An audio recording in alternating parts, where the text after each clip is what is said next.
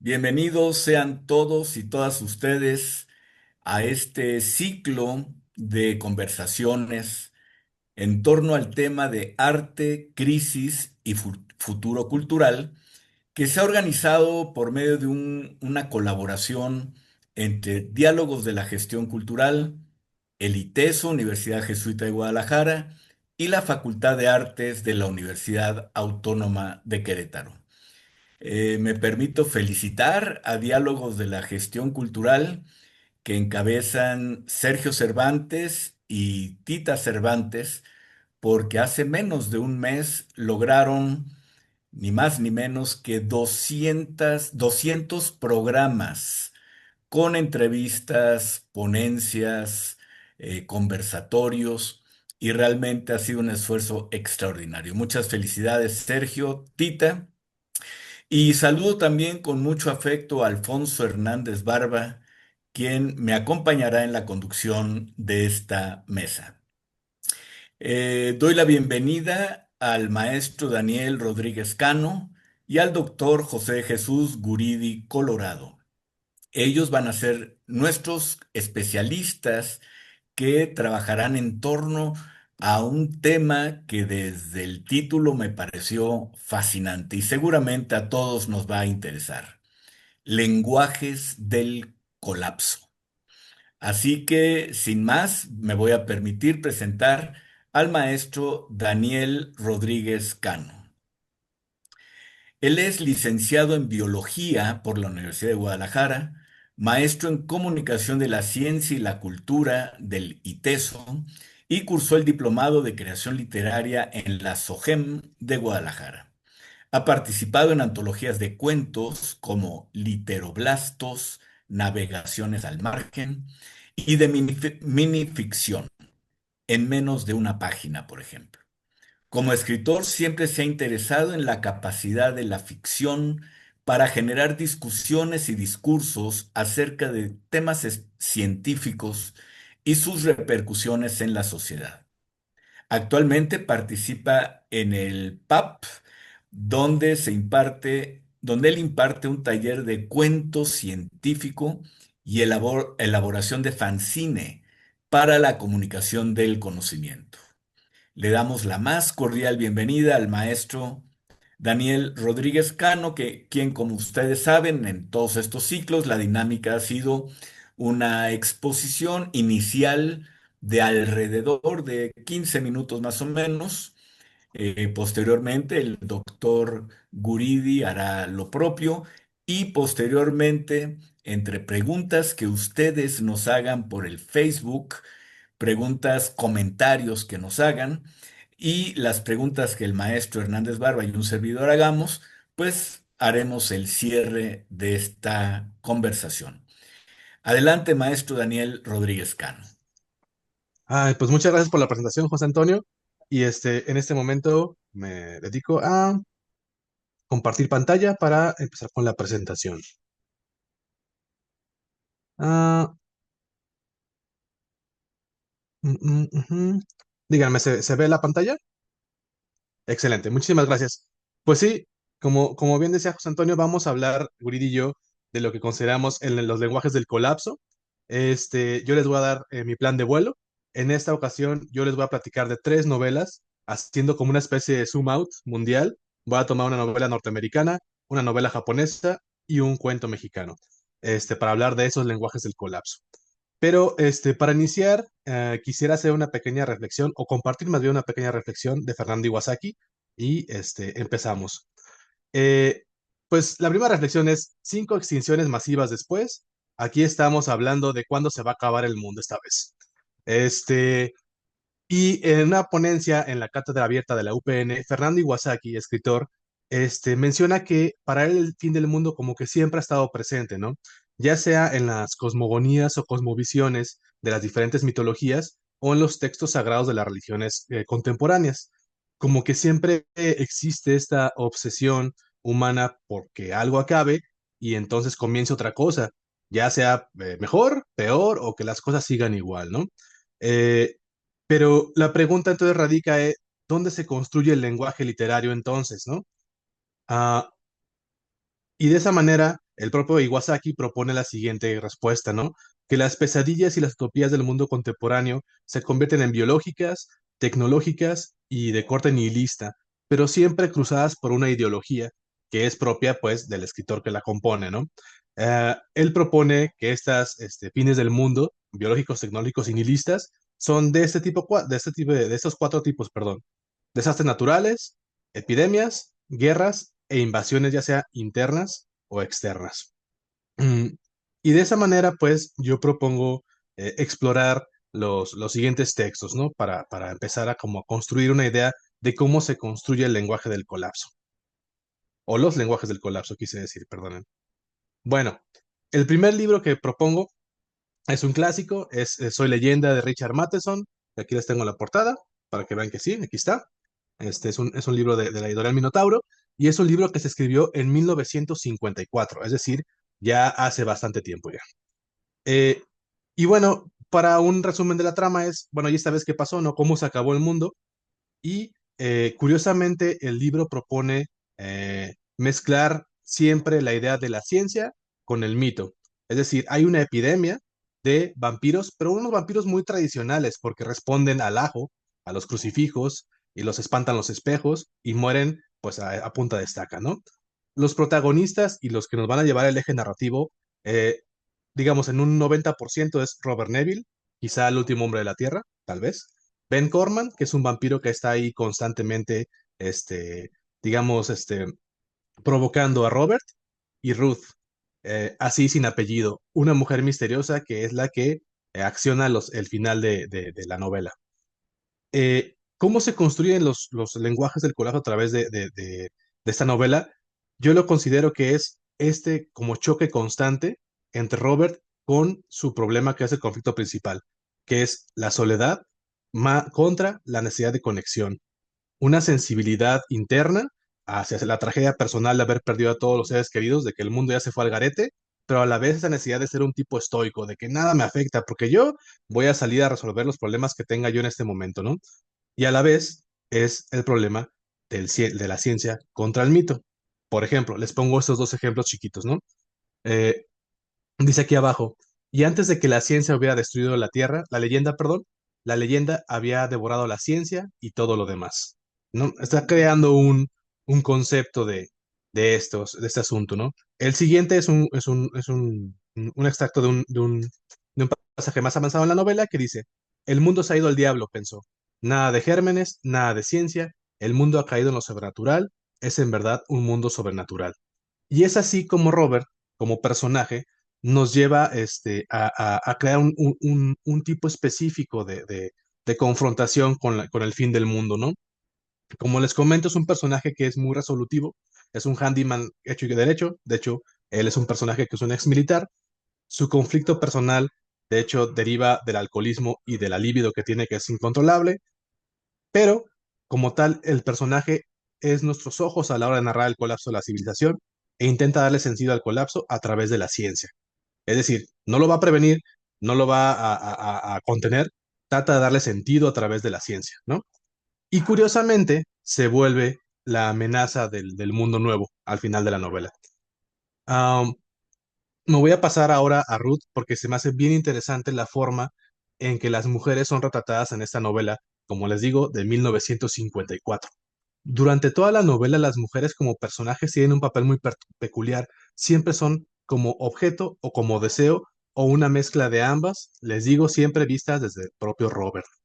Eh, de hecho, Robert, cuando hace experimentos con los vampiros, porque hace todo un prototipo de método científico, porque él aprende a hacer ciencia durante toda la novela, solamente experimenta con vampiros mujeres por alguna condición muy particular. Nunca revela por el por qué. Nomás el personaje em, am, es consciente de lo que está haciendo, pero nunca le da una explicación a ese asunto. Tanto es así que cuando ve que con Ruth no se va a concretar su deseo, pues lo que hace es explicarle toda la novela, es decir, los vampiros vienen de un proceso infeccioso, de un bacilo, y le revela todo. Y al final, Ruth se convierte en una muy padre y todo, pero adivina qué, tú eres el último ser humano y la sociedad ya cambió. Ahora somos todos vampiros y tú debes morir. De hecho, es una cuestión muy interesante. Y el propio lenguaje está construido de esa manera, porque les leo esta como última reflexión de esta novela para ya pasar a la siguiente, que me parece mucho más ilustrativa de cómo se construyen los lenguajes.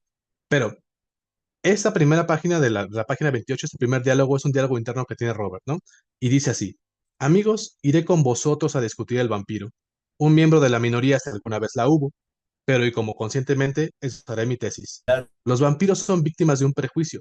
La clave de todo prejuicio minoritario es esta: se los desprecia porque se les teme. Por lo tanto, y en la novela original, él no concluye el pensamiento.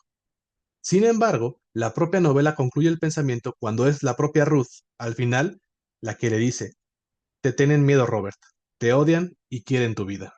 Es decir, él se volvió la minoría en este caso, se volvió la amenaza, y Ruth, un último acto de piedad, le da unas pastillas indefinidas y Robert muere antes de ser ejecutado frente a la nueva sociedad de vampiros. Entonces, en la construcción del lenguaje de esta novela es muy interesante ese conflicto constante entre Robert y lo que está haciendo, ¿no? Es una novela mucho de eh, poner antagónicos a luchar siempre. Y es una novela que termina con la muerte del propio Robert y quién sabe qué pasó con la nueva sociedad de vampiros.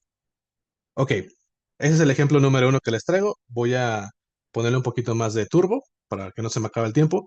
El siguiente es un ejemplo que se me hace muy, muy curioso. Es de El emisario de Yoko Tawada. Es una novela de 2014. El título original en japonés es Kentoshi. Y los Kentoshis eran los emisarios políticos que Japón envió en el periodo Heian a China para hacer intercambio cultural. Y de hecho es de ahí donde el propio Japón consigue eh, am, ah, los kanji, y con los kanji, que son lo que después es parte fundamental del abecedario japonés. Este, pero bueno, en esta novela, ¿qué es lo que pasa? Ocurre una catástrofe no especificada y se habla, pero siempre se habla de contaminación y mutaciones. Los personajes son muy importantes en este caso, porque Yoshiro es un anciano de mediana edad, y así se le construye como anciano mediana edad, perdón, porque Yoshiro al iniciar la novela tiene 100 años y es un tipo que sale a correr todos los días, que puede comer, puede trabajar, y dice: soy un anciano de mediana edad porque hay gente que ya está llegando a los 200 años. Y sin embargo, su bisnieto, Mumei, que de hecho Mumei significa anónimo o sin nombre, es un niño muy frágil, que de hecho siempre se le construye a este niño con metáforas de animales, como una cría, parece cría de pájaro, como un octópodo porque las piernas no tienen articulaciones y tienen como una movilidad muy extraña, y siempre es un soñador a futuro. Y también un personaje muy importante es la construcción de Japón mismo, porque Japón como cultura y su gente una especie de metáfora constante del fin del mundo. Y el libro como tal, trata de la vida cotidiana de Yoshiro y Mumei, de cómo viven la cotidianidad en un país que se está acabando de poco a poco, sin prisa, pero sin remedio, ¿no? Como les comento, Yoshiro es el contacto con lo que queda del mundo exterior, porque Japón cierra sus fronteras. Y esto es muy interesante a la hora de construir el diálogo, porque Japón vivió un periodo de aislacionismo desde los 1600 hasta el finales de los 1800. Entonces, dentro de esto, culturalmente, Japón se vuelve a cerrar culturalmente. Y de hecho, en la propia construcción de la novela, Japón como cultura va perdiendo cosas. Por ejemplo, Japón tiene tres partes, el lenguaje escrito de Japón tiene los kanjis, que son los ideogramas, y tiene dos abecedarios dos silabarios, perdón, el hiragana, que es para palabras en japonés, y el katakana, que es para palabras extranjeras. Y el libro nos dice constantemente que el katakana se va perdiendo porque ya no hay palabras extranjeras que utilizar, y también la capacidad de los jóvenes de hablar idiomas extranjeros e inclusive de leer los ideogramas. Entonces, Mumei, como bisabuelo, como un tipo que al final de la novela tiene 150 años, este, nos narra el proceso del colapso del mundo a través de su línea familiar. Es decir, la vida de la familia de Mumei nos narra tal cual como cayó la sociedad. Mm, y bueno, es el cuidador principal. Y es como muy interesante porque parece que el pasado de Japón es lo que tiene fuerza y el futuro es lo que se está debilitando hasta morir. Y Mumei, como tal, es la naturaleza en movimiento. Como personaje siempre se le describe como, con metáforas de animales. y a los 10 años presenta grandes complicaciones de salud. Eh, y bueno, tiene un último sueño que curiosamente es un sueño como de premonición al futuro, que termina siendo básicamente el, la vuelta de los Kentoshi, de los emisarios, para que Japón vuelva a abrirse culturalmente al mundo, pero por supuesto es un sueño de muerte. Mumei no sobrevive a la enfermedad que tiene, que es haber nacido en el fin del mundo. Por ejemplo, esta frase me gustó mucho, que es la que dice, Mumei pensó que si salían en un libro ilustrado del mundo animal, no cabía duda de que su bisabuelo y él no aparecerían en la misma página. Aquí habla tal cual de cómo se construyen las dos visiones de una persona como el bisabuelo, que es como una persona, digamos, como nosotros, sin embargo, un adulto que ya casi tiene 150 años y un niño totalmente frágil y pues ellos mismos lo dicen con muchas mutaciones, ¿no? Y bueno, déjenme ver cuánto tiempo tengo. Ok, este, y a mí me gusta mucho esta novela, cómo construye el telón de fondo que es Japón, como personaje mismo, ¿no? Por ejemplo, habla de que las plantas mutaron tanto que hay un bambú, el bambú como planta se volvió muy chiquitito y entonces ya le llaman el bambú meñique. Y esta frase me gustó mucho, que mezcla esa cuestión de la mutación, de la pérdida de una planta tan importante para la cultura asiática, pero a la vez de la pérdida de esta manera, perdón, se pierde también una de las leyendas más importantes de Japón, que es la princesa de la luna, Kaguya. Entonces dice esta frase, el bambú meñique, con cañas de bambú así de pequeñitas, por mucho que la princesa de la luna hubiera brillado, habría sido imposible que la pareja de ancianos la hubiera encontrado. Hay una película de estudio Ghibli que habla de esta leyenda japonesa, y entonces aquí están demostrando que Japón se está perdiendo tanto como país, como cultura, inclusive perdiendo las plantas de origen, ¿no? Ah, y otra cosa que me gustó mucho del proceso de este libro, de cómo construir el colapso, es, por ejemplo, la cultura japonesa que tiene muchos elementos animistas. Entonces, hay cosas que las deshacen en el mar, que las tiran al mar, cosas que son occidentales que ya no les sirven, pero hay cosas que las entierran con mucho respeto. De ahí viene esta frase que dice, el cementerio de las cosas. Es un cementerio público en el que cualquiera puede enterrar con libertad todo aquello de lo que se quiera despedir con gran respeto. Y Yoshiro, que es un escritor, va y entierra su última novela en el cementerio de las cosas. Una novela que, por cierto, se llama El emisario. Bueno, ya para no quitarle tanto tiempo a Guridi, me voy con el último texto, como les digo, es como un zoom. Vamos ahora a México. Y este es un cuento de Andrea Chapela, que la escribió en el 2020, el cuento se llama Como que no hay llover, pero viene en esta antología que se llama Ansibles, perdón, perfiladores y otras máquinas de ingenio. Y aquí, como pueden ver, hay un spoiler sin contexto, que es el ángel de la independencia totalmente inundado. Como en esta ocasión el mundo no se acaba como tal. De hecho, el cuento nomás nos dice que un día empezó a llover en la Ciudad de México y el agua nunca se detuvo. Tanto es así que ya el lago de Texcoco y los alrededores volvió a la Ciudad de México e inundó todo, se tragó toda la ciudad. Esta es una historia de romance juvenil entre Azochitl, una aspirante de ingeniería, y Nesmi, que es una aspirante artista. Es muy interesante porque el fin de la ciudad se convierte en una cuestión a futuro. ¿Por qué? Porque Xochitl quiere volverse ingeniera, y a través de esa, como quizá podemos llamarle inocencia, quiere recuperar la ciudad, quiere volverla habitable de nuevo, quiere que la ciudad sea de nuevo un espacio para todos. Y sin embargo, Nesmi lo que quiere es volverse artista y dice, si aquí no se puede, pues va para afuera, ¿no? O sea, vámonos para otro lado. Eh, y bueno, la historia simplemente se basa en que se enamoran y a Xochitl le promete a Nesmi que la quiere llevar a ver la quiere llevar a ver Bellas Artes, pues hundido como está Bellas Artes, porque quiere mostrarle que todavía hay belleza en eso que quedó de la Ciudad de México, ¿no? Ah, ay, ya casi se me acaba el tiempo. Bueno, rápido. Xochitl es como, representa como el orgullo de lo que es nuestro, ¿no? Como personaje busca tener herramientas para tomar la ciudad. Tiene un tatuaje, de hecho, como elemento metafórico, tiene un tatuaje que se mueve con sus emociones. Es una como enredadera y florece de acuerdo a su humor. Cuando está como pues sintiéndose muy cerca de Nesmi, florece la flor, donde está tocando de la mano y bla, bla, ¿no? Vive a las orillas del lago y cuenta con una chinampa propia, que es como un elemento de tecnología que ayuda a manejar sus viajes a al centro de la ciudad. Y quiere, de nuevo, revitalizar la ciudad, ¿no?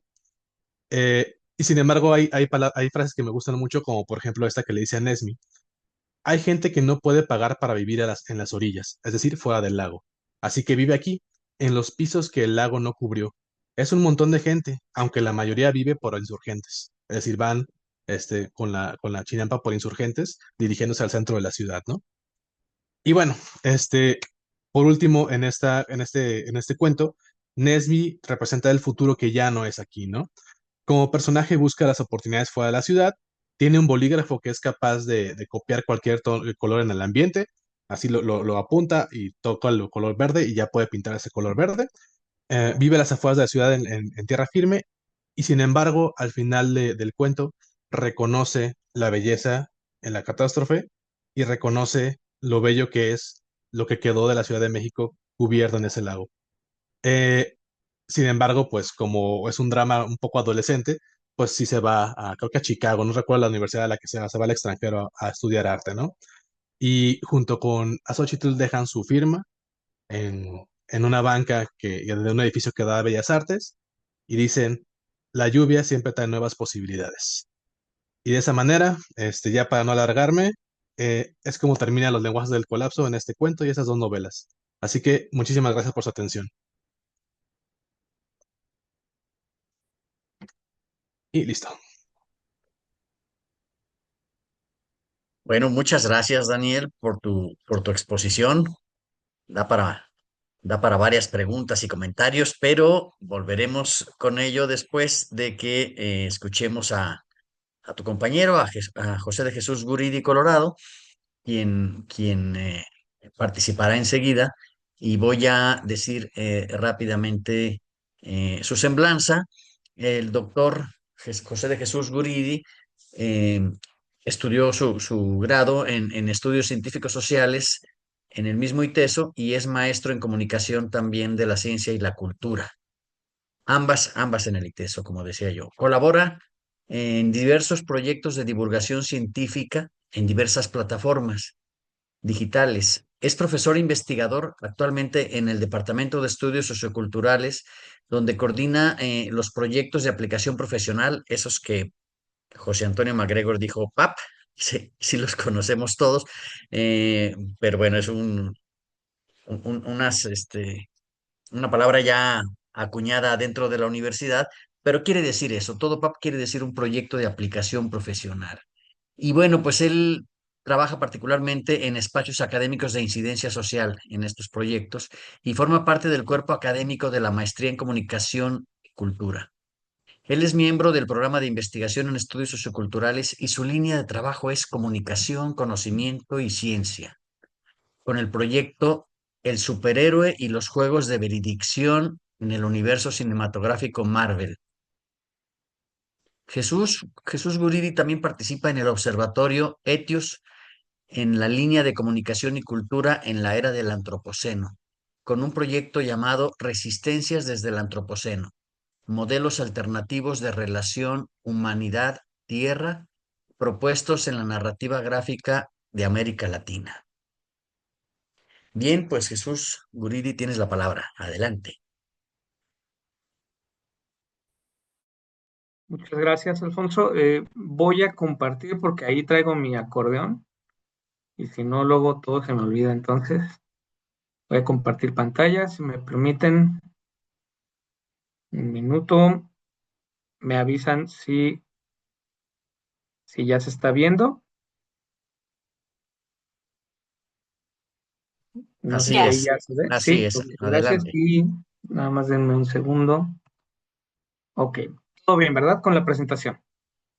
Ok. Bueno, pues sí, muchas gracias por la presentación, Alfonso. Y muchas gracias por la invitación a estos diálogos. Creo que fue un ejercicio bien interesante desde la preparación, desde que hablaba con Daniel, a quien conozco justamente por eso que mencionaban ahorita de los proyectos de aplicación profesional.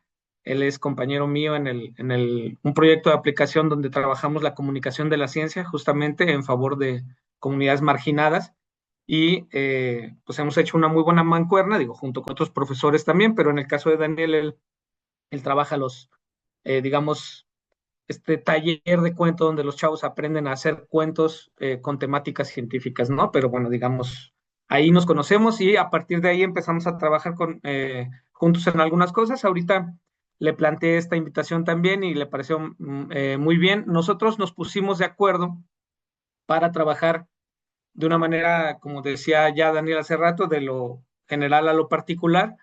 A mí me quise aprovechar la invitación para concretar, digamos, estos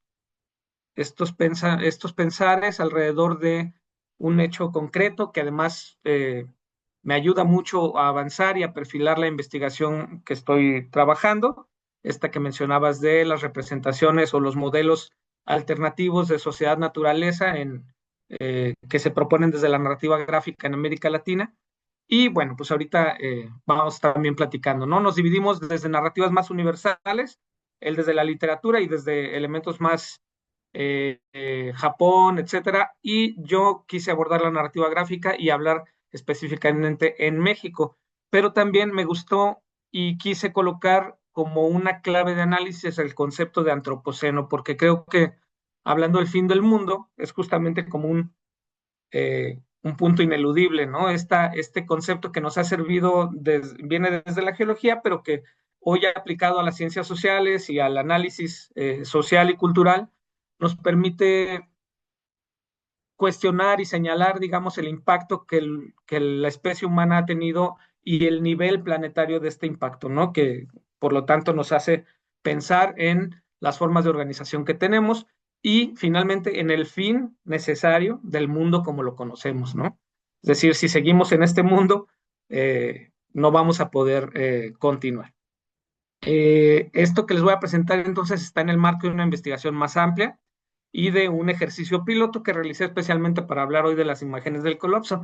Ahí verán en la primera diapositiva Diana Uribe Lostaunau y Jimena Latorre Robles, que son becarias tanto de ETIUS como del proyecto PAP. Les agradezco mucho su trabajo. Trabajamos juntos un poco en este ejercicio piloto. Y bueno, también más adelante mencionaré el trabajo de otro PAP de ETIUS, que es un observatorio de comunicación y cultura, cómo hemos trabajado de manera colaborativa en todo esto, ¿no? Justamente en ETIUS, como PAP, donde yo coordino la línea de investigación de comunicación y cultura en la era del antropoceno, desde el semestre, me parece que hace 3 semestres tenemos ya trabajando juntos. Hernán Muñoz Acosta, profesor del proyecto de aplicación profesional y doctorante ahorita en estudios científicos sociales también. Y sus estudiantes trabajáramos juntos en la elaboración de, ¿cómo decirlo?, un mapa primero sobre Guadalajara y su escena diagonal industria de producción y de venta y de comercialización del cómic o de narrativa gráfica. Yo siempre digo cómic porque no me gusta, digamos, este concepto de narrativa o novela gráfica que lo que hace más bien es como tratar de colocarlo en una especie de élite cultural que el cómic en sí me parece que desdeña, ¿no? El cómic le gusta que lo arrugues, que te lo metas en la bolsa, que lo lleves al mercado y que lo leas en pedacitos en el camión, ¿no? Entonces, pues casi casi que voy a andar mencionando siempre cómic y los elementos son más o menos parecidos los conceptos, ¿no? Muy, muy similares. Les decía que Hernán y sus estudiantes trabajaron o me ayudaron a trabajar con esta preparación de un proyecto de investigación. Ellos usaron un método llamado Delphi, me encantó cómo trabajaron para primero armar este mapa de la industria y de la escena del cómic en Guadalajara, que es muy difícil de rastrear porque el cómic es una escena, por eso le llamo escena diagonal industria, porque no es una industria bien consolidada, pero tiene tintes artísticos y muy independientes que hacen difícil, digamos, su rastreo y su mapeo, ¿no? Pero ellos lo hicieron, me parece, muy bien. Encontraron 109 entradas distintas entre puntos de venta, entre convenciones, entre autores, convocatorias, etcétera, alrededor de la ciudad. Mapearon a los actores clave y de manera virtual les cuestionaron acerca de cuáles obras conocían con estos criterios que están aquí ahorita en la pantalla, que eran, digamos, los que queríamos utilizar para la investigación, ¿no? Ellos contestaron, a partir de sus respuestas se buscaron consensos, se volvió a trabajar en ello y se construyó un corpus de 11 cómics, me parece, que con los cuales están ya trabajando también en otra parte del análisis y de los cuales yo estoy eligiendo ahorita 3 para trabajar en estos diálogos, ¿no? Los criterios de inclusión son estos, es decir, que sean cómics, que sean historias autoconclusivas, o sea, que inicien y terminen ahí, que no sean entregas eh, que forman parte de una historia más grande, que tengan una temática o un escenario que muestre la relación problemática humano-tierra o sociedad-naturaleza, y que sean realizados por artistas emergentes de origen latinoamericano. Nos interesa mucho como proyecto la propuesta latinoamericana, nos parece que tiene una forma distintiva de trabajar y de hablar sobre el fin del mundo. Ahorita que Daniel hablaba, anoté algunas de las cosas y me parece que van a resonar totalmente en lo que les voy a contar, que hayan sido publicados en los últimos 10 años y que estén publicadas en español o en alguna lengua originaria. Estos son los 11 cómics que ellos encontraron que cumplían con estos requisitos. De ahí, para este ejercicio, eh, bueno, estos 11, les platico rápidamente, lo que buscan son modelos alternativos de relación sociedad-naturaleza, ¿no? Mi investigación lo que busca es eso.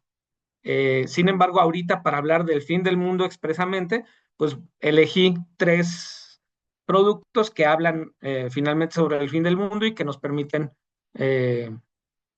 trabajar con este asunto. Elegí el cómic de Ecatepunk, el de Hay Elotes y el de No Más del Yermo. De hecho, el de Hay Elotes no estaba en el anterior, pero había otro cómic del mismo autor, que es Rubén Arriola, El Manchón, pero este sí trabaja directamente sobre el fin del mundo, ¿no? Les leo rápidamente la sinopsis para poder trabajar con ello. El de Hay Elotes es la historia de un vendedor de elotes y su esposa que luchan por preservar la cultura del maíz y la producción agroecológica en un México retrofuturista y post-apocalíptico, dominado por mafias de alimentos mutados y por el consumo de comida modificada, ¿no? Según esta obra, está en un formato de cómic, o también se intentó hacer una serie animada y está situado en un ambiente cyberpunk que funciona elementos de cine negro y mitología prehispánica y presenta una crítica social bien importante que explora el modelo agroecológico como alternativa al consumismo. El cómic de Nómadas del Yermo, aunque ese sí está en entregas, pero digamos tomamos en cuenta sobre todo la primera, son 3 entregas que ya se conocen. Este es un cómic post-apocalíptico de Raúl Treviño, ubicado, bueno, el de anterior estaba ubicado en el Imperio Neoazteca, ¿no? El de Hay Elotes, aunque hay elementos que nos refieren directamente a la ciudad de Guadalajara, como los tejuinos y algunas otras cosas, ¿no?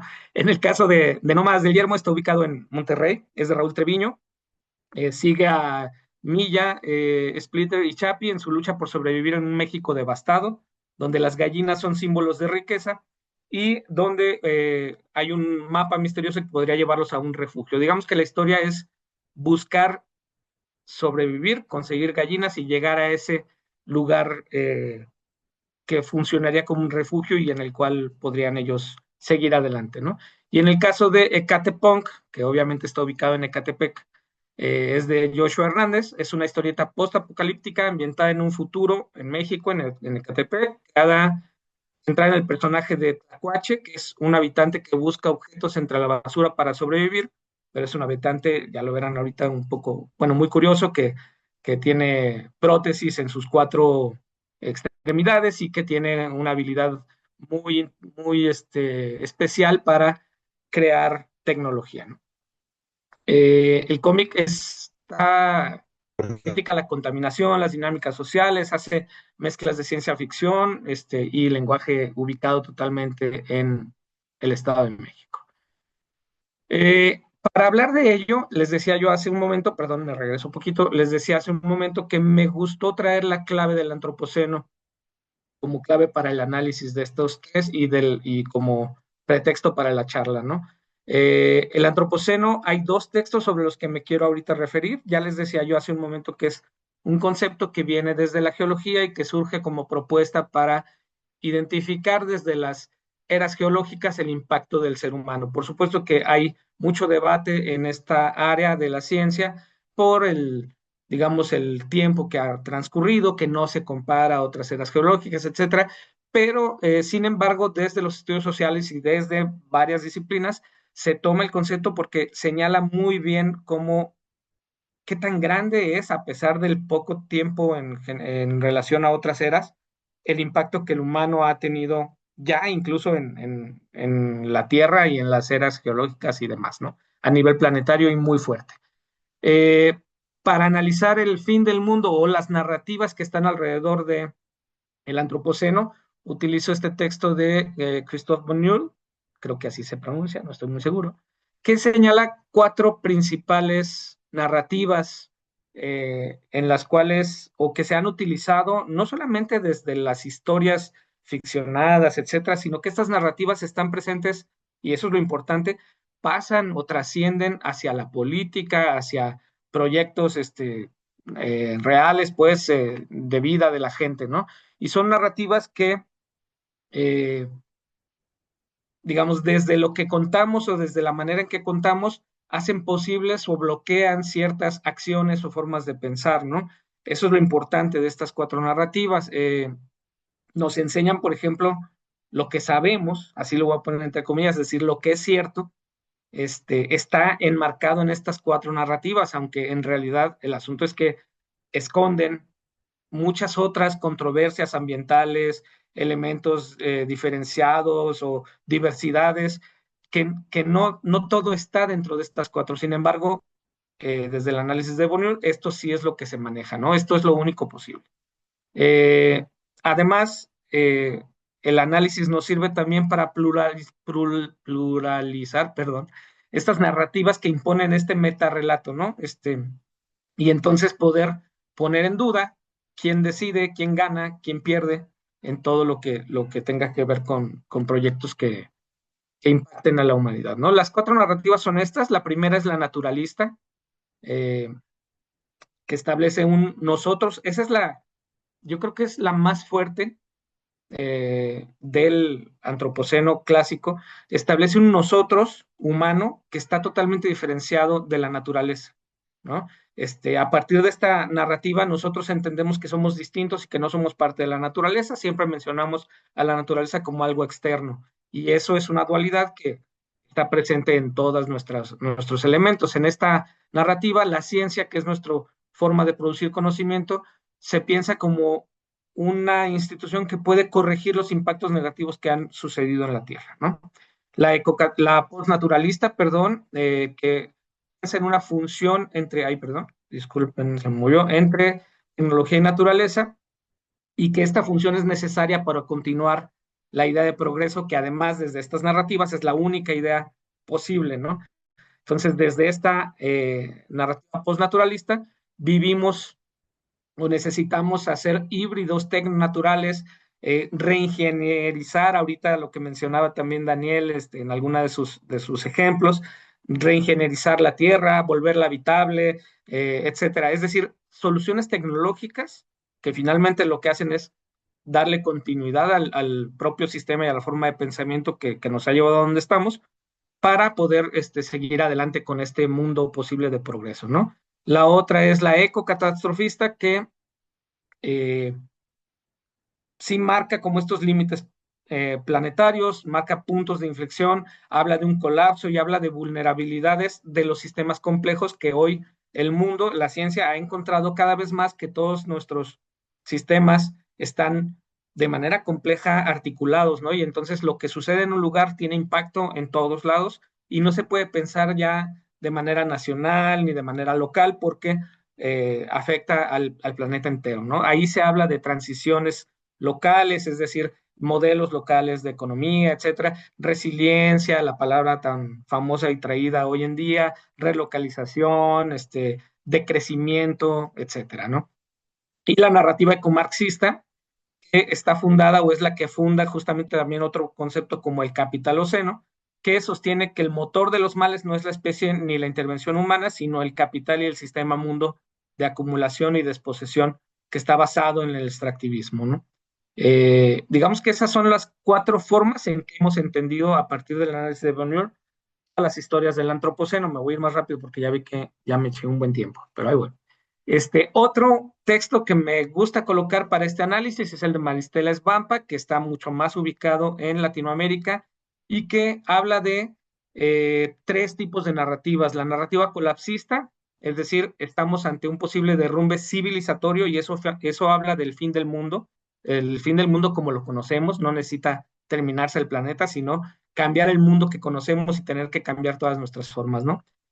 Ante un colapso civilizatorio que hace imposible seguir como estamos. Este, eh, este tipo de narrativa lo que hace es visibilizar fragilidades del sistema, pero también puede derivar en parálisis políticas si no se articula con la agencia o con las posibles transiciones, ¿no? La narrativa capitalista tecnocrática, que lo que dice es que ante la imposibilidad de que el mundo reconozca los acuerdos climáticos, etcétera, el plan B es este asunto de la geoingeniería, ¿no? Transformar el mundo para volverlo a ser habitable, como decía ya Daniel hace un momento en la novela japonesa, no, perdón, en el cuento mexicano, cómo volver a ser habitable el mundo que ya no lo es, ¿no? Pero pues la crítica clásica es que son falsas soluciones, que tienen riesgos éticos, que generan desigualdades y que finalmente lo que hacen es una vez más darle continuidad al sistema que nos ha llevado a donde estamos. Y el último que son las resistencias antisistémicas que se ubican mucho desde Latinoamérica y que, digamos, desde el sur global, desde todo esto que estamos en el sur y abajo, etcétera, se liga mucho la crisis del mundo al neoextractivismo, convoca alternativas para el desarrollo, eh, articula conceptos como el post-extractivismo y el decrecimiento, que son conceptos o formas de pensar muy disidentes, ¿no? Por ahí mencionaba Alfonso hace rato mi proyecto de los superhéroes y los juegos de veredicción en el universo Marvel. Bueno, ahí justamente el verdadero villano es el decrecimiento, ¿no? Lo único que no puede suceder es que dejemos de crecer y que dejemos de producir y que dejemos de funcionar. Eh, estas narrativas plantean los desafíos teóricos políticos de los dualismos, lo que ya platicábamos, sociedad es otra cosa que naturaleza. Estas ontologías se hacen necesarias las ontologías relacionales ante estos dualismos. Hay que derribar esos dualismos, dice Maristela. Hay que empezar a pensar en relaciones y no en polos. Y hay que colocar estas éticas del cuidado, que son justamente las formas de pensar que más confrontan la lógica capitalista, extractivista, de producción, individualista, que hoy nos tiene en donde estamos, ¿no? Ya muy rápido me voy a ir con el grueso de esto. Hicimos este análisis rápido de los tres cómics. No sé si alcanzan a leer las letras que están acá en la tabla, que son las importantes ahorita. Creo que sí, pero si no, aquí les adelanto un poquito. Digo, les acerco un poquito. Analizando estos tres, por ejemplo, los tres tienen, o hay dos tipos de colapso, ¿no? Ecatepunk y Ayelotes presentan un colapso imperceptible, es decir, un avance lento y casi invisible, y no un evento súbito, como en el caso de Nómadas del Yermo, donde sí caen meteoritos. En los otros dos es el modo de vida que nos fue llevando a donde estamos. De hecho, por ejemplo, aquí están estas imágenes de Ecatepunk, donde dice, fue que en el medio de la crisis más grande de recursos, la humanidad siguió sin modificar sus actividades, ¿no? El mundo se rehusó a cambiar. Un asunto muy importante es que las crisis que se presentan aquí no son por falta de conocimiento. Sabíamos que venían, sabíamos que nos quedaba poco tiempo en estos escenarios, pero no pudimos cambiar, ¿no? Fue imposible cambiar. Por ahí hubo alguien del gabinete de Trump que decía, no, es que antes que un mundo sin combustible, prefiero morir, ¿no? Pues algo así es lo que se plantea de este lado. Una escala de nivel meso, es decir, donde se habla de ciudades y de regiones, incluso de barrios, en el caso de Catepunk y de Ayelotes, porque permiten una organización distinta y permiten colocar otras formas de organización que pensándolas a nivel macro son más difíciles, ¿no? Sí, no más del Yermo sí habla de un macro, habla de un planeta y habla, pero incluso no más del Yermo tiene esa distinción o esta característica distintiva, ¿no? Que sigue habiendo una especie de capitalismo, hay un rey todavía hay una moneda distinta que ahora son las gallinas, y bueno, ahí la escala del problema es macro. El régimen de tiempo, todos están hablando después del fin, es decir, es un escenario en el que ya no hay más que hacer para evitar el fin, ya más bien hay que adaptarse y hay que resistir, que justamente es parte de del, la ideología latinoamericana para estos puntos. En el caso del modo tecnológico, que también me parece bien interesante, vemos que en el caso de Catepunk se presenta un solucionismo tecnológico, es decir, a pesar de que se plantea derribar el dualismo que existe entre tecnología y naturaleza, se hace una fusión de lo mismo, pero finalmente es la tecnología la que ahora, fusionándose a la naturaleza, permite subsistir y nuevas ideas y nuevas formas de trabajar, pero con la tecnología, es decir, con la ciencia, con el desarrollo, con el sistema que nos ha llevado hasta allá. Y en el caso de No Más del Yermo, un modo tecnológico de precaución y crítico de las tecnologías, porque han sido utilizadas desde el poder para corromper, para dominar y para dañar a las personas, ¿no? Y en el caso de Hay Elotes es post-tech o low-tech, que es una tecnología distinta, está bien ambientada, como decíamos, en el cyberpunk, donde la tecnología se vuelve un poco mecánica, ¿no? Hay un regreso al menos desde la estética, en una tecnología más mecánica, más de metal, pero es un mundo también lleno de mutantes y de robots. En el caso de los agentes, o bueno, de la lógica de los agentes y la manera en que las personas presentan su agencia, más bien, su forma de actuar, tenemos en los tres casos colectivo. Eso me parece bien interesante, que la posibilidad de seguir adelante sea siempre colectiva y no individualista, como hasta ahora, digamos, nos ha llevado este mundo. Las emociones dominantes es un punto bien interesante. Nos vamos desde la rabia, pasando por el cinismo y la ironía, hasta el duelo, un poco también en el caso de la añoranza de los sistemas o de esta agroecología y de la milpa, ¿no? En el caso de Ayelotes.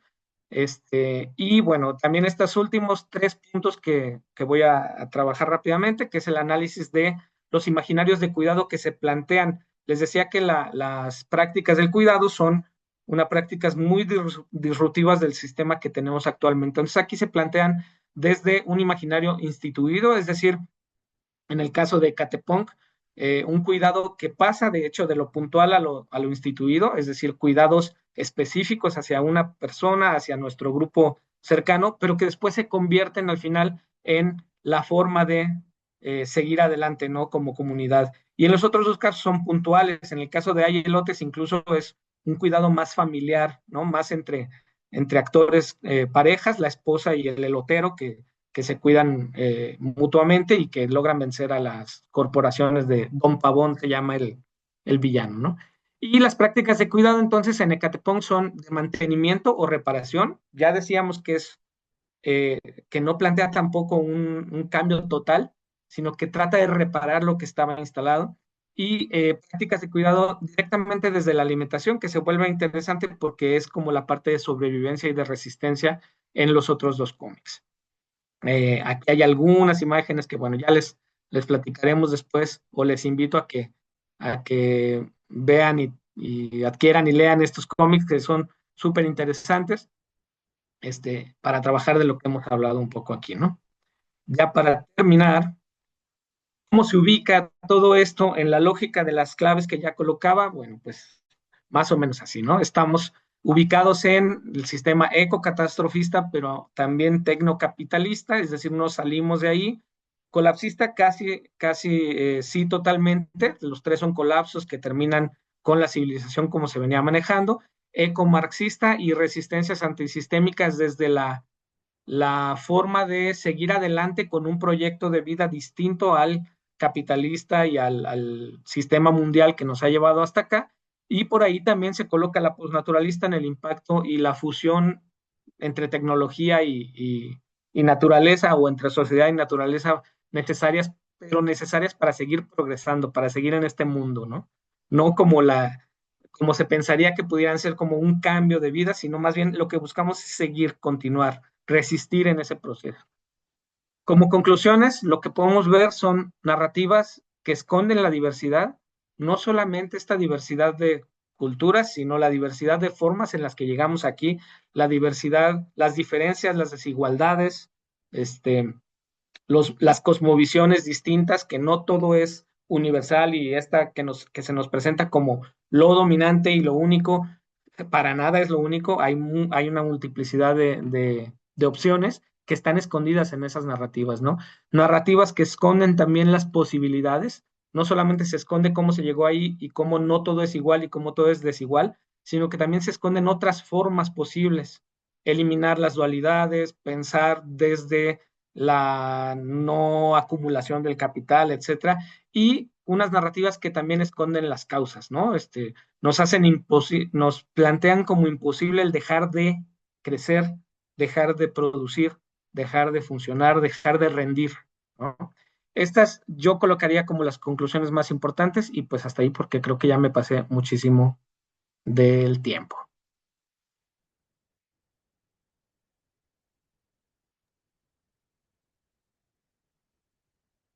Hola. Muchas gracias, Jesús. Muchas gracias. Gracias también por tu presentación. Eh, híjole, ahora sí que nos pusieron a conectar, pensar en las relaciones. A ver, José Antonio, ¿tú quisieras participar antes de que nos compartan los comentarios y preguntas del público?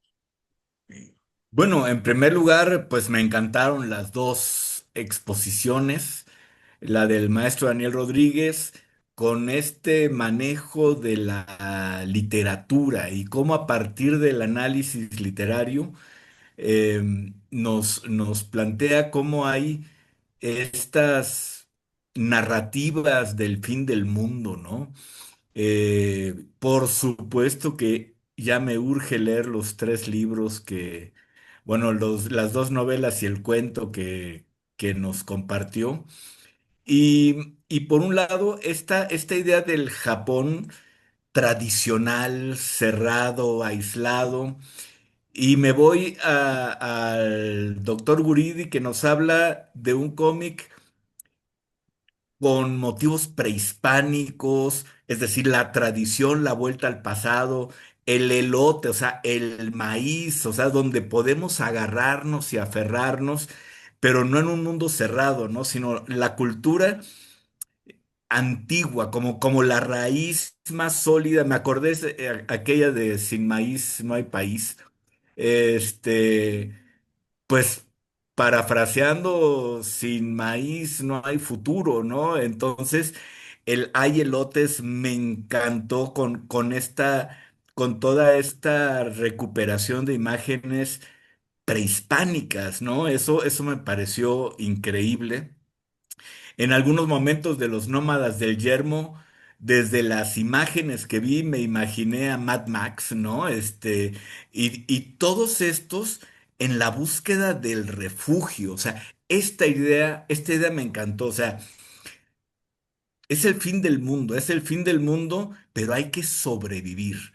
Hay que sobrevivir y para ello nos cargamos de la mayor riqueza, que son las gallinas, y nuestra lucha para sobrevivir es la búsqueda del refugio. En algún momento, en este mismo ciclo, se habló de la gestión cultural como la posibilidad de crear espacios de refugio, ¿no? O sea, refugio ante qué? Pues ante la incertidumbre, ante el drama que implica el fin de mundo.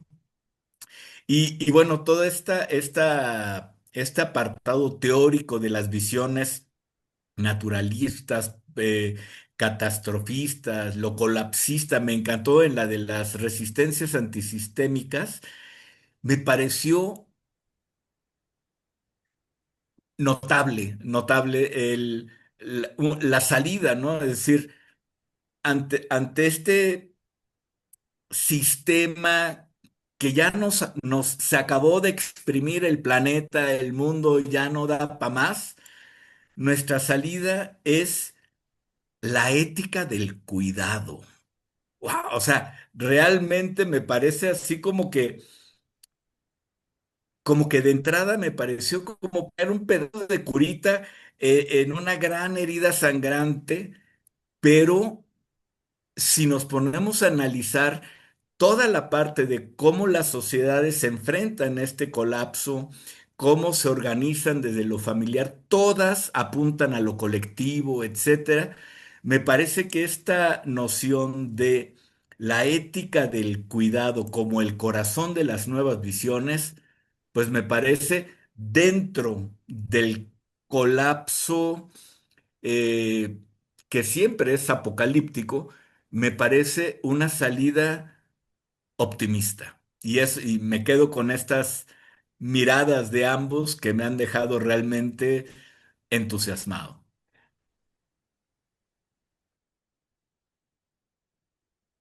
Gracias, gracias, José Antonio. Sí, sí, sí. A ver, como el tiempo apremia, yo quisiera pasarles la palabra a ustedes dos también para una nueva reacción ante esto que nos ayuda a profundizar José Antonio y conectarlo. No sé si ya tengamos reacciones de la audiencia. Tita, si tuviéramos, pues de una vez es el momento de, ¿por qué no los comentas de una vez? Y les pasamos la voz a Daniel y a Jesús para que eh, comenten un poco más. Sí, así es, Alfonso. Miren, tenemos, voy a ir leyéndolos como fueron apareciendo. Tenemos un saludo de Juan Mendoza, dice saludos, maestro Cervantes. Ahorita es el de Omega Lindo que dice GDL 474 tiene un cómic autoconclusivo interesante de sci-fi con la naturaleza. Se llama El hombre de la medianoche. Y luego me dice, el nombre es GDL 474, es una antología que se hizo por la conmemoración de Guadalajara. Si el doctor o el maestro están en el ITESO, se los puedo dejar luego en su departamento. Es una antología de cómics autoconclusivos publicada por Paraíso Perdido. Alfredo Saras Rangel dice que manda saludos desde Zapopan, Jalisco. Judith Pampa, saludos Daniel, muy buenos libros, nueva sección de Gracias. literatura desbloqueada. Y si gustan, yo puedo comentar. Bueno, muchas gracias, José Antonio. Me parece que, digo, de acuerdo con lo que dices, esas partes del cuidado es justamente el elemento que más llama la atención de estos puntos porque es la única posibilidad de salida, ¿no? Y la resistencia, incluso no solo para sobrevivir, que eso es lo que me parece bien importante del análisis. Es decir, no es el caso resistir para seguir, o solo para sobrevivir, sino resistir para seguir igual, que ese es el punto más importante, ¿no? Aunque deberíamos de transformar, deberíamos de cambiar, podríamos aprovechar para modificar. Muchas veces las resistencias son para seguir igual, pero en algunos casos, como en el caso de Elote, es bien interesante, resistir es, o ese seguir igual es más bien regresar al pasado, regresar a otros modelos que no son como el que nos llevó hasta donde estamos, ¿no? Entonces, esos dos elementos son bien interesantes. Sí, las estéticas, además, colocado todo esto, lo prehispánico en la estética cyberpunk y demás, también son maravillosos los dibujos, además de Rubén Arriola. Este, pero es bien interesante todo ese proceso. Ahí a lo que decía sobre el hombre de la medianoche de GDL 7474, claro que sí, que nos lo lleve ahí. Yo estoy en el segundo piso del edificio ese. Si no me encuentran, ahí está mi casillero y maravilloso porque es un proceso difícil la búsqueda y encontrar físicamente incluso los cómics, porque así es la industria, ¿no? Aparecen y solo ahí están y no van a estar en otro lado. Entonces, sí, ojalá que lo pudieras dejar ahí, lo tomaremos mucho en cuenta. Y quería mencionar un par de cosas de lo que decía Daniel para ver si podemos conectar o seguir platicando en este asunto. Él mencionaba al principio de estas cuatro formas de las cuales vienen los desastres, ¿no? O bueno, que era desastres, epidemias, guerras e invasiones, ¿no? Pero que aquí lo curioso es que de un tiempo para acá, a partir de la ciencia y de sus explicaciones concretas, un poco ya después de que nos olvidamos de las invasiones extraterrestres, lo que está es los desastres ecológicos y las epidemias. Esos puntos siguen presentes y cada vez más fuertes, ¿no? Porque ahora son como el fin del mundo, pero con una explicación casi siempre científica. o que se intenta desde la ciencia, ¿no? Eh, y eso en Latinoamérica se recupera de una manera bien interesante porque nuestra forma de ver el conocimiento siempre ha estado opacada en el conocimiento occidental y ha estado soslayada, ¿no? Totalmente. Entonces ahora que toca la crisis del conocimiento como tal, pues entra lo latinoamericano con una fuerza bien importante, lo prehispánico, las formas del cuidado, las organizaciones familiares, colectivas, todo eso entra como una posibilidad de vía alterna, ¿no? A lo que estamos viviendo hoy. Sí, no, totalmente. De hecho, primero que nada, muchas gracias al doctor Ome Galindo, que de hecho él es el responsable de que yo conociera este libro, así que muchas gracias, Ome. Y gracias a Judith por el comentario. Y fíjense que sí es bien, bien interesante porque justo el Zoom que yo estaba planteando también, y olvidé decirlo porque pues a veces se me olvidan las cosas, es justamente una novela muy antigua, bueno, no muy antigua, de 1950, que donde justamente el contexto del fin del mundo viene con esta idea del hombre que lucha contra ese fin del mundo, ¿no? Y un poco que ese hombre que no se adapta y que no conecta. Y curiosamente, justamente en la novela del emisario, la japonesa, y en el cuento, retoman esa labor de cuidado y recuperación de, quizá no me metí mucho en la parte de Japón, del emisario, pero mucho de lo que hace Yoshiro es recuperar las costumbres japonesas del pasado y la tecnología japonesa del pasado. Ah, y eso también ocurre con las chinampas, con Azoshitl, y sobre todo esa parte que se me hace bien importante del cuidado del otro y el cuidado en comunidad, porque tanto en la novela, Yoshiro solamente está esperando a que a su bisnieto, Mumei muera, pero lo está cuidando constantemente, y es una constancia y no quiero decir una frustración, pero es una ternura con la que él dice. Porque la novela cambia de punto de vista en una misma opción, perdón, una misma descripción. Está Yoshiro comiendo y está viendo que Mumei no puede ni pasarse así de zumo de naranja, ¿no? Y está pues preocupado viendo esto y al revés cambia el punto de vista y es Mumei diciendo, oye, el bisabuelo, pero come como si estuviéramos en ¿qué onda? O sea, ya se comió un tarrón de arroz completo, ¿qué le pasa, no? Entonces, pero todo es con este cariño y esta recuperación de la cultura y del afrontamiento al colapso desde la conexión emocional. Lo mismo ocurre, creo, en el cuento, ¿no? Que es de nuevo esa recuperación de los espacios con tecnología antigua y de hecho, mal de mí porque justamente Azochitl en el libro menciona que tiene ideas para recuperar la ciudad a través de diseños aztecas que ella estuvo estudiando. Entonces también de nuevo regresa a lo prehispánico para la recuperación del espacio público y de nuevo como un espacio de convivencia comunitaria. En una de un amor filial y la otra de un enamoramiento de entre jóvenes adultas, ¿no? Esta tecnología y otros espacios como incluso arquitectónicos reapropiados, ¿no? Con usos Ujú, distintos, ante una nueva necesidad y organización que ya no es la misma que venía funcionando, se ve también en todas las historias. Y algo que me encantó que te quería decir ahorita que mencionaste del emisario, cuando el futuro se debilita hasta morir, ¿no? Lo que se está muriendo es el futuro. ujú, Y eso es lo que se ve también en todas estas historias, es decir, lo que no hay es lo que sigue, la imaginación de lo que sigue.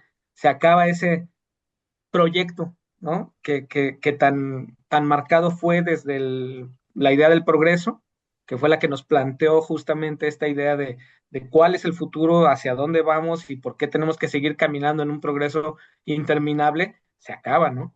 Y eso ujú, sí, claro que coloca a todas las grupalidades que estamos viendo aquí como en un elemento de, bueno, ¿y ahora qué sigue? ¿Ahora por dónde vamos? ujú. Esa frase me encantó también. Qué genial presentación de parte de ustedes dos y qué clara la conexión con el título general de este ciclo, ¿no? Arte, crisis y futuro cultural. ¿Por qué eligieron la palabra colapso, teniendo como opciones el apocalipsis, el fin del mundo, la escatología, el fin de los tiempos? ¿Por qué La eligieron colapso? utopía. Ujú. Ujú. Daniel, ¿quieres o yo? Bueno, yo lo tenía digo, el título me dijo Guridi, va a ser Lenguajes del Colapso. Y yo dije, pero me gustó, porque como mencionaba al inicio de mi presentación, pues digamos, en términos estrictos, pues ya hubo 5 extinciones masivas, ¿no? Hay un montón de biodiversidad que no la libró, digo, culturalmente, pues no tenían esa capacidad, pero, digo, por esa parte, ¿no? Y segunda, el apocalipsis a mí siempre me retoma a una vinculación específica con, alguna religión o alguna cosmogonía específica, ¿no? Ya sea que tu Ragnarok, que tu Rapture, o sea, como que siempre está esa cuestión, ¿no? Y más bien, a mí me gustó mucho la idea del colapso porque es como tener una, torre de Jenga y decir, ay, pues hay que seguir haciendo plásticos, ¿no? No, pues ya sí, que las focas, pues ni modo, ¿no? Y vas y ¡prum! Se desmorona todo. Y siempre el colapso para mí significa que va a quedar alguien, pero ese alguien se va a quedar con la torre de Jenga, deshecha. Sí, no, exacto. O sea, en realidad no fue elección nuestra. Nosotros todavía Ah, veníamos hablando del ya fin pensé del que era esto mundo, ya. y ya luego cuando nos pasaron a lenguajes del colapso, pero Ah, también a mí me pareció que estaba muy bien, porque de hecho la idea del fin del mundo suele llevar a desastres planetarios, ¿no? Uno tiene en la mente el mm, planeta explotando, ¿no? Como Krypton de Superman, y que ese es el fin del mundo, cuando en realidad estamos hablando del colapso de la civilización, es decir, del fin de nuestra forma de vida, ¿no? mm. Y que puede transformarse en otra, o sea, y eso es lo que me pareció también bien interesante. Eso que mencionas del Jenga es el punto exacto, ¿no? O sea, Ujú. ¿cómo, hasta dónde puedes seguir acumulando cosas y poniéndole encima? Hasta un nivel en donde se va a colapsar y hay que pensar en otra, ¿no? Sí, sí, sí, es cierto. La propuesta del título sí salió de Diálogos de la Gestión Cultural, pero ustedes tenían libertad para modificarlo, para cambiarlo, y sin embargo lo acogieron y la manera de abordarlo ha sido genial. De veras, Es que no les dijeron felicidades. que lo podían cambiar. Sí. Además, ¿no?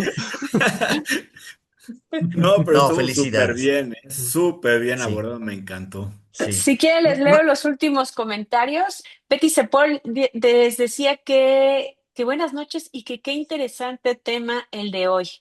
Eh, También María Concepción Chitala Prieto, buenas noches desde Jalisco. Bueno, Ome Galindo decía saludos al maestro Daniel, siempre elige libros muy interesantes. Imelda Quesada, saludos Daniel, qué gusto haber alcanzado a escucharte. Chivis Pantoja dijo, qué interesante, felicidades. Silvia Pantoja firmó y después, ¿qué tal? Pues muchas gracias, Tita. Sergio, como siempre, súper acertado en tus propuestas, en tus invitados, y muy celebrado por tu programa 200, más los que se sumen. Felicidades, Sergio. Gracias, aunque estoy un poco conmocionado por esto de aquello de que se hable, pues del fin del mundo, ¿no? Yo creo que los vivimos todos y todos los días, ¿no? Ahora más que nunca con gentes que están en el poder de Estados Unidos y que pues no sabemos cómo va o cómo reacciona mañana, ¿verdad? Entonces, a mí me parece que muy acertada esta plática con Daniel y con José Luis, José, sí, Con José Daniel. Jesús. muy acertada, además muy bien.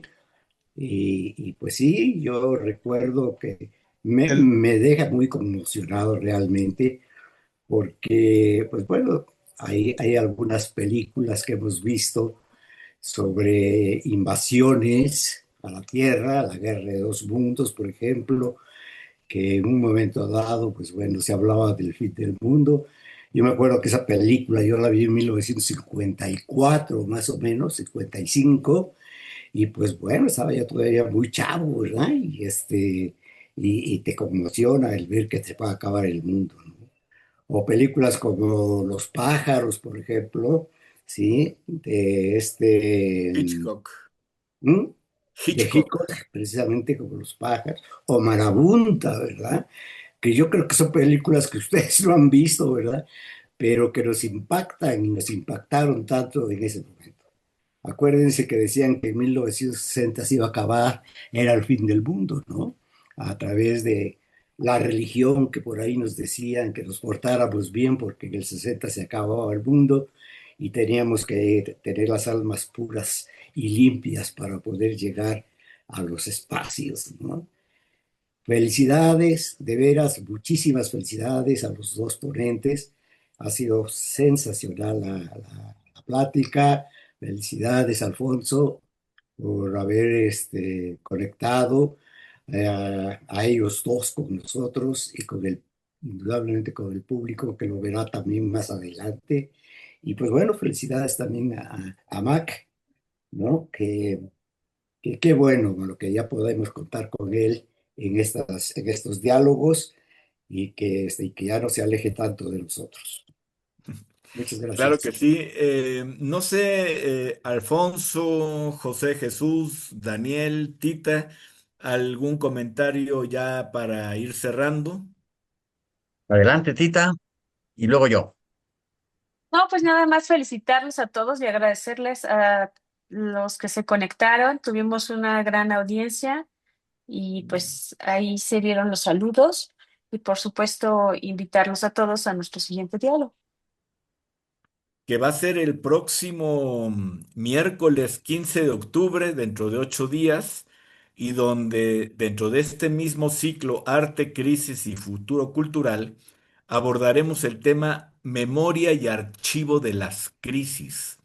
Ya hace unas pocas semanas hablamos de los repositorios digitales. Así es. Ahora vamos a hablar de las memorias y archivos de las crisis con la maestra Alana Simoes Orozco y el maestro Julián Goodside. Los esperamos dentro de 8 días.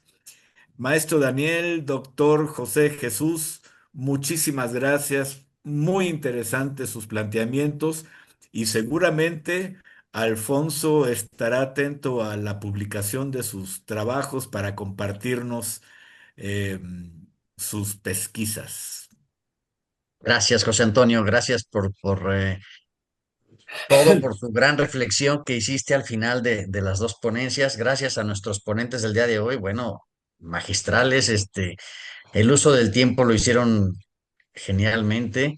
Los apoyos visuales, la conexión entre su tema, sus casos de estudio y la perspectiva cultural. Bueno, y con el título, como dije hace rato, la conexión con el título general del ciclo es maravillosa y nos invita a seguir pues atentos y reflexionar y tomar en cuenta mucho de todo esto que nos han compartido. Solo quisiera para despedirnos, pues recordarle a nuestra audiencia que este ciclo de 7 sesiones es la continuación de otro ciclo que ya terminó, que es el de la Universidad Autónoma de Querétaro, del cual ya citó ahorita un diálogo José Antonio, el de los repositorios. Quiero pues insistir a la audiencia que ahí están esas 6 sesiones del ciclo de la Universidad Autónoma de Querétaro disponibles ya para quien no las haya podido escuchar en su momento. Afortunadamente están grabadas, están circulando en los canales de YouTube, tanto de Diálogos de la Gestión Cultural como de la misma universidad, el canal de YouTube de la misma Universidad Autónoma de Querétaro y también en el canal de YouTube del ITESO. Ahí está completito este ciclo de la Autónoma de Querétaro y está empezando a colocarse estos diálogos del ciclo a cargo del ITESO. Les invitamos a que nos sigan y a que pues aprecien estos diálogos y si están en el momento del diálogo original, pues que participen, que hagan comentarios, que lancen preguntas y que nuestros ponentes sigan adelante. Gracias, Jesús, gracias, Daniel, gracias, Sergio, gracias, José Antonio, gracias, Tita. Gracias, gracias a todos. Muchas gracias por la invitación.